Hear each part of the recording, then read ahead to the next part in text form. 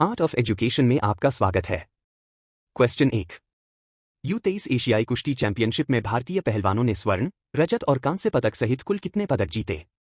A 6, B 7, C 8, D 9।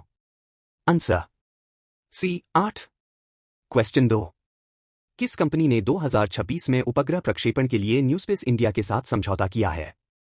A space machine, B SpaceX, C Blue Origin, D ISRO. Answer A space machine.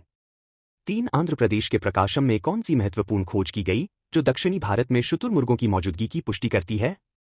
A जीवाश्म शुतुरमुर्ग के अंडे, B प्राचीन शुतुरमुर्ग की हड्डियां, C शुतुरमुर्ग की गुफा चित्रकारी, D 41,000 साल पुराना शुतुरमुर्ग का घोंसला।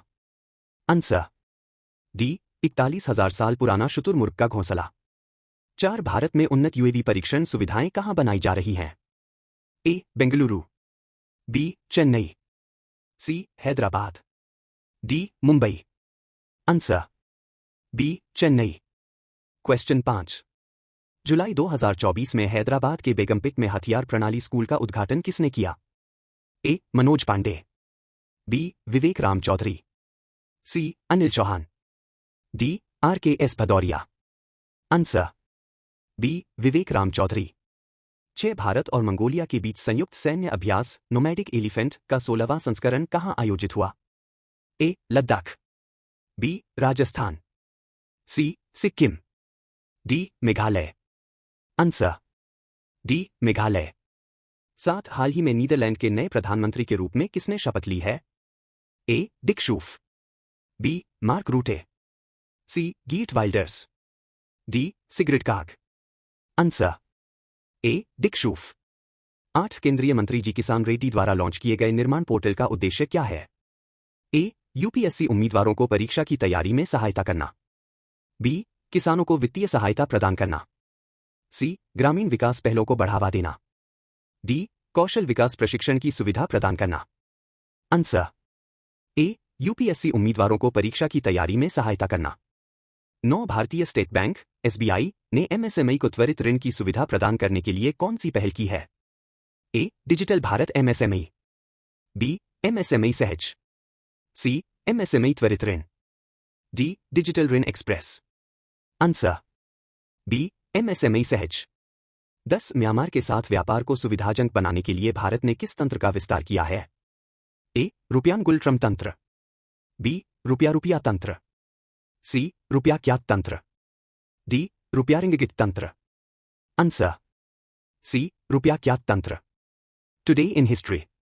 गूगल, एप्पल, माइक्रोसॉफ्ट और फेसबुक के साथ साथ अमेज़न US सूचना प्रौद्योगिकी उद्योग की 5 बड़ी कंपनियों में से एक है। इसकी स्थापना 5 जुलाई 1994 को जेफ बेजोस ने की थी। 1954 BBC ने अपने पहले टीवी समाचार बुलेटिन का प्रसारण किया।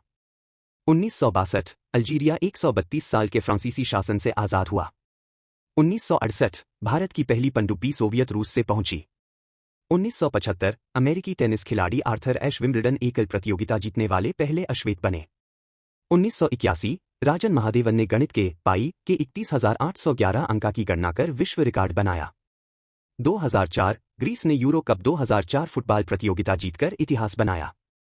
2015 7वीं महिला फुटबॉल विश्व कप वैंकूवर में संयुक्त राज्य अमेरिका ने जापान को 5-2 से हराया। Map of the day Bharat. Akhaura Agartala line. Akhaura Agartala line Bangladesh और भारत के बीच एक रेलवे लाइन है। यह रेलवे लाइन दोनों देशों के लिए एक महत्वपूर्ण उपलब्धि है। यह असम, दक्षिणी मिजोरम और अरुणाचल प्रदेश जैसे अन्य पूर्वोत्तर भारतीय राज्यों के लिए प्रवेश द्वार के रूप में भी काम करेगी।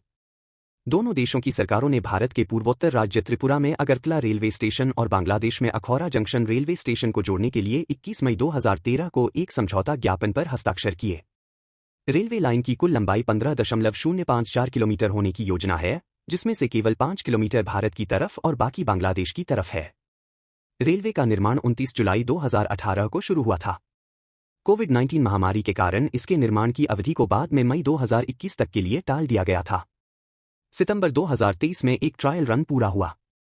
लाइन का उद्घाटन 1 नवंबर 2023 को किया गया था। Map of the day world. Bosphorus जलद भूमध्य। यह काला सागर को मरमारा सागर से जोड़ने वाला एक प्राकृतिक जलद भूमध्य है। इसकी लंबाई उत्तर से दक्षिण दिशा में 32 किलोमीटर 20 मील है। बोस्फोरस जलद भूमध्य इस्तांबुल के यूरोपीय हिस्से को एशियाई हिस्से से अलग करता है। बोस्फोरस और डार्डानेल्स जलद भूमध्य, जिन्हें तुर्की जलद भूमध्य या काला सागर जलद भूमध्य के रूप में भी जाना जाता है, मरमारा सागर के माध्यम से एजियन सागर और काला सागर को जोड़ते हैं। यह एकमात्र मार्ग है जिसके माध्यम से काला सागर बंदरगाह भूमध्य सागर और उससे आगे तक पहुंच सकते हैं। 3 मिलियन बैरल से अधिक तेल, दैनिक वैश्विक आपूर्ति का लगभग 3%, जो कि ज्यादातर रूस, अजरबैजान और कजाकिस्तान में उत्पादित होता है, हर दिन इस जलमार्ग से होकर गुजरता है। यह मार्ग काला सागर तट से बड़ी मात्रा में लोहा, इस्पात और कृषि उत्पादों को यूरोप और बाकी दुनिया में भी भेजता है।